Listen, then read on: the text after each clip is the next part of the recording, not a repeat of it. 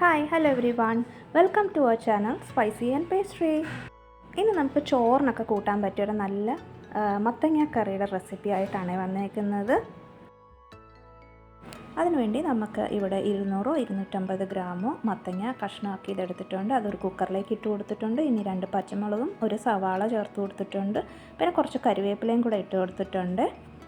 ഇനി ഉപ്പ് ആവശ്യത്തിന് ഇട്ട് കൊടുത്തിട്ട് ഒരു 1/4 ടീസ്പൂൺ മഞ്ഞൾപ്പൊടി ചേർത്ത് കൊടുക്കുന്നുണ്ട്. പിന്നെ ഒരു 1/4 കപ്പ് വെള്ളവും കൂടെ ചേർത്തിട്ട് പ്രഷർ കുക്ക് ചെയ്തെടുക്കുന്നുണ്ട്. ഇനി നമുക്ക് നമ്മൾ സ്പൂൺ വെച്ചിട്ട് തന്നെ ഒന്ന് ഉടച്ചെടുക്കാം.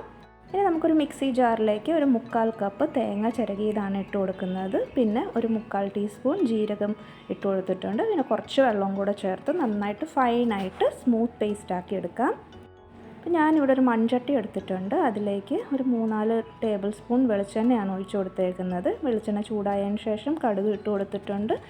3 വറ്റൽ മുളക് മുറിച്ചത് ഇട്ട് കൊടുത്തിട്ടുണ്ട്. പിന്നെ കുറച്ച് കരിവേപ്പിലയും പിന്നെ 4-5 കുഞ്ഞുള്ളി സ്ലിറ്റ് ചെയ്ത് ഇട്ട് കൊടുത്തിട്ടുണ്ട്. അപ്പോൾ ഇതൊന്ന് മൂത്ത് വരട്ടെ.